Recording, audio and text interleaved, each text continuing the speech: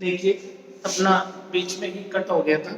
हम morphological changes पढ़ रहे हैं, मेटामॉर्फोसिस हम एमपीबीआई के अंदर पढ़ रहे हैं और एमपीबीआई के अंदर मॉर्फोलॉजिकल चेंजेस पढ़ रहे हैं। इसमें हम सबसे पहले पढ़ेंगे रिट्रोग्रेसिव। रिट्रोग्रेसिव यानी जो लार्वा के अंदर कुछ संरचनाएं ऐसी होती हैं जो लगातार रिडक्शन होता है उन स्ट्रक्चर्स का।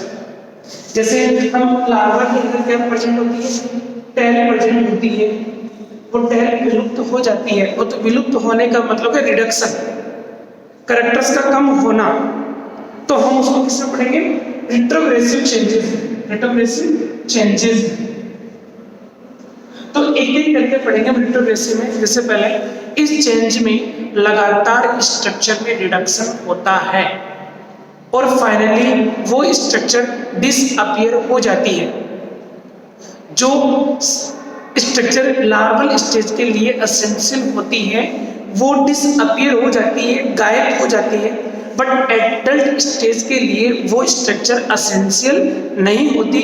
ऐसी स्ट्रक्चर जो लार्वा के लिए तो एसेंशियल होती है लेकिन एडल्ट के लिए वो एसेंशियल नहीं होती, आवश्यक नहीं होती, तो उसे उस प्रकार के चेंज को मतलब उसमें क्या होता है, जैसे ही वो लार्वा एडल्ट में कन्वर्ट होगा तो वो स्ट्रक्चर खत्म हो जाती है, डिसअपीयर हो जाती है और वो कौन सी है, पूर्णतया विलुप्त हो जाती है। गिल क्लेफ्ट, गिल क्लेफ्ट दो स्ट्रक्चर होगी जो पूर्णतः समाप्त हो जाती है, जा ठीक है। फिर है लेटरल लाइन,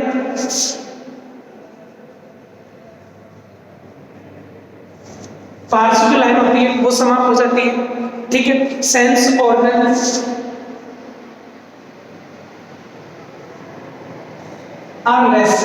सेंस ऑर्गन की संख्या क्या हो जाती है, कम हो जाती है। अतः ये संरचनाएं कुछ तो कंप्लीटली विलुप्त हो जाती है और कुछ क्या हो जाती है, उनकी संख्या कम हो जाती है।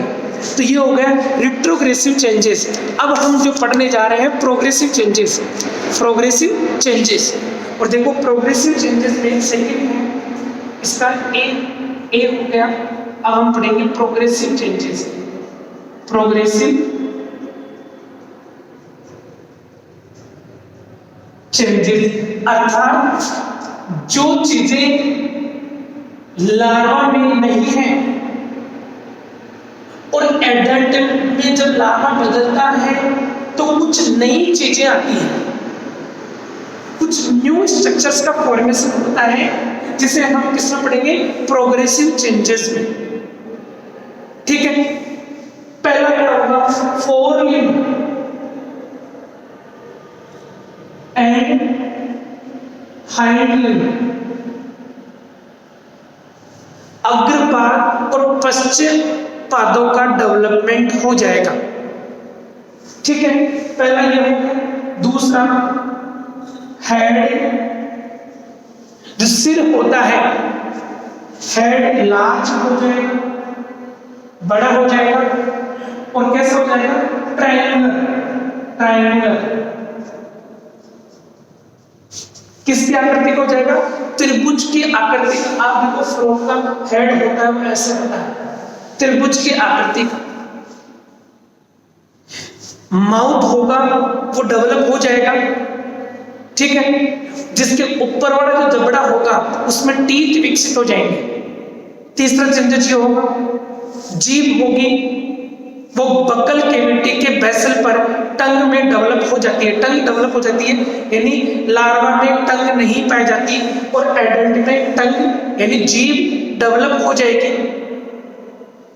आंखें जो होती हैं, आईज हेड के हाईएस्ट पोजीशन, जो सिर होता है उस सिर के ऊपर वाले पोर्शन पर स्थापित हो जाती है, ठीक है।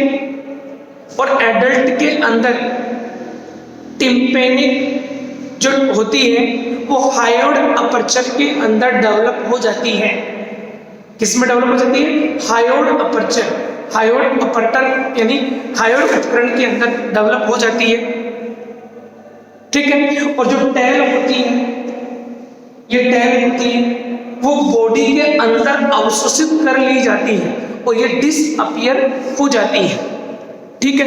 तो इस प्रकार के चेंजेस किस में आते हैं, फिजियो यानी मॉर्फोलॉजिकल चेंजेस के अंतर्गत आते हैं। अब जो हम पढ़ेंगे वो है फिजियोलॉजिकल चेंजेस। इसे हम किस में पढ़ेंगे, फिजियोलॉजिकल चेंजेस। हमने दो पढ़ लिए हैं, इकोलॉजिकल चेंजेस और मॉर्फोलॉजिकल चेंजेस। मॉर्फोलॉजिकल में दो पढ़े हैं, रेट्रोग्रेसिव और प्रोग्रेसिव।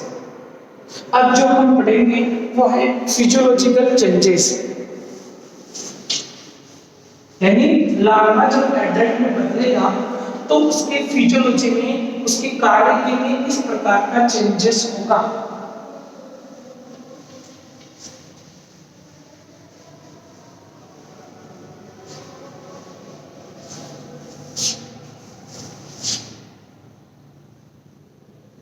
फिजियोलॉजिकल चेंजेस यानी लार्वा से एडल्ट में बदलेगा उस समय क्या क्या फिजियोलॉजिकल चेंजेस उत्पन्न होते हैं। देखो 1912 के अंदर गार्डर मैथ्स ने फर्स्ट टाइम थायराइड ग्लैंड के द्वारा, इसके द्वारा थायराइड ग्लैंड के द्वारा मेटामॉर्फोसिस के कंट्रोल का पता लगाया, यानी एम्फीबिया में जो मेटामॉर्फोसिस की क्रिया होती है वो किसके द्वारा कंट्रोल होती है, यानी थायराइड ग्लैंड के द्वारा कंट्रोल होती है। थायराइड ग्लैंड मेटामॉर्फोसिस की क्रिया को कंट्रोल करने का कार्य करता है। एलन नामक, क्योंकि थायराइड ग्लैंड कि जो यानी थायराइड ग्लैंड के द्वारा जो हार्मोन होते हैं वो मेटामॉर्फोसिस की क्रिया को कंट्रोल करने का कार्य करते हैं, अर्थात मेटामॉर्फोसिस की क्रिया थायराइड ग्लैंड के द्वारा स्रावित हार्मोन के द्वारा ही कंट्रोल होती है।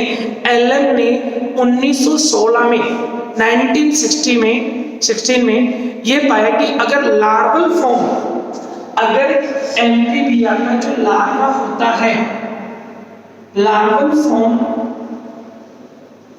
मान लीजिए ये लार्वा है, इस लार्वल फॉर्म से थायराइड ग्लैंड के रूडिमेंट को यदि हम अर्ली टेडपोल लार्वल स्टेज में रिमूव कर दे, इस लार्वा की अगर अर्ली टेडपोल लार्वा है मान लीजिए ये, और ये रूडिमेंट है, ये उभार है जो आगे चलकर क्या बनाएगा, इसे बोलते हैं थायराइड रूडिमेंट, जो आगे चलकर क्या बनाता है, थायराइड ग्लैंड का निर्माण करता है। इसका निर्माण करता है थायराइड ग्लैंड। अगर अर्ली टेडपोल लार्वल स्टेज में ही इसको मैं ऑपरेट करके इसको रिमूव कर दे, हटा दे, इसको रिमूव कर दिया जाए, तो लार्वा में मेटामॉर्फोसिस की क्रिया नहीं होगी, ये कभी भी एडल्ट में कन्वर्ट नहीं होगा। इसके अलावा डिफरेंट टाइप के जीन भी देखे गए हैं जो कि थायराइड ग्लैंड से टेडपोल लार्वा से थायरोक्सिन हार्मोन सिक्रेट होने के लिए रेस्पॉन्सिबल होते हैं। अलग अलग जीन भी होते हैं जो थायराइड ग्लैंड से थायरोक्सिन हार्मोन के सिक्रेशन के लिए रेस्पॉन्सिबल होते हैं। So we can say that ecological, morphological और फिजियोलॉजिकल तीनों के तीनों जो चेंज होते हैं, इकोलॉजिकल, मॉर्फोलॉजिकल और फिजियोलॉजिकल जो चेंज होते हैं और सिर्फ थायराइड ग्लैंड के द्वारा स्रावित हार्मोन होते हैं, उन्हीं के द्वारा वो कंट्रोल होता है। और थायराइड ग्लैंड के द्वारा जो हार्मोन सिक्रेट होता है उसे बोलते हैं T4, जिसे हम थायरोक्सिन भी कहते हैं। T4 का मतलब है टेट्रा आइडोथायरोनाइन, और थायरोक्सिन हार्मोन ही इस लार्वा फॉर्म को एडल्ट में बदलने का कार्य करेगा। अर्थात जीव में इकोलॉजिकल, मॉर्फोलॉजिकल और फिजियोलॉजिकल चेंजेस के लिए इस लार्वा के अंदर कौन सा हार्मोन रेस्पॉन्सिबल होगा? Thyroid hormone. इसे क्या बोलते हैं हम? थायराइड हार्मोन, जिसके द्वारा जिसको अलग नाम से जाना जाता है थायरोक्सिन हार्मोन T4। इसमें एक T3 हार्मोन एक एक्टिव हार्मोन की तरह वर्क करता है, ठीक है, जिसके कारण ही मेटामॉर्फोसिस की क्रिया घटित होती है। T4, ठीक है। देखो हम इसको डायग्रामेटिकली हम इसको रिप्रेजेंट कर रहे हैं कि किस प्रकार से टेडपोल लार्वा के अंदर मेटामॉर्फोसिस की क्रिया होती है। लार्वा के अंदर हाइपोथैलेमस होता है,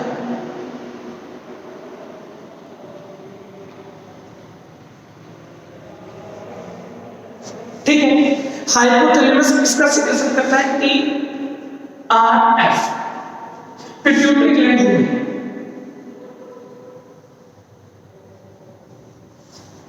इस पिट्यूटरी ग्लैंड के ऊपर की तरफ हाइपोथैलेमस है।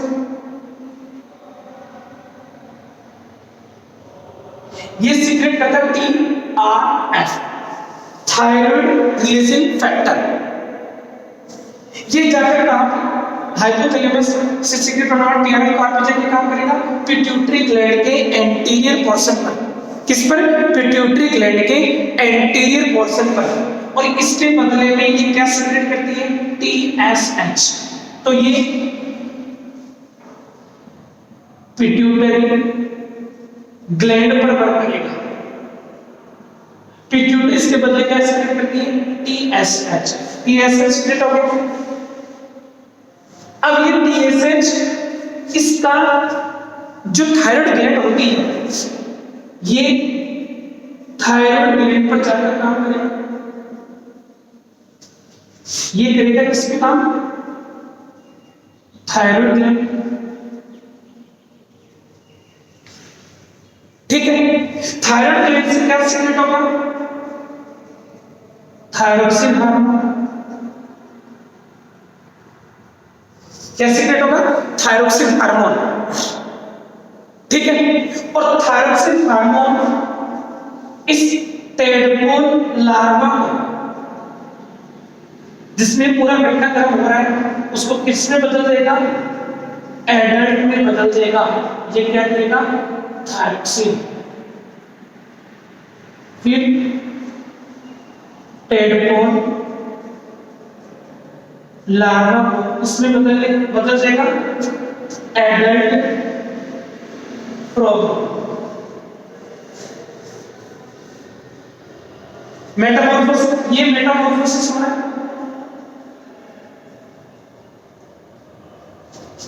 टेडपोल लार्वा से एडल्ट में बदलने की क्रिया क्या है?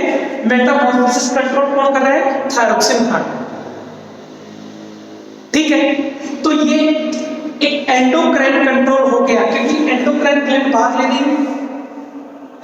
अगर हाइपोथैलेमस ने किसका सिक्रेशन किया? TRF ने कहां पे जाके काम किया?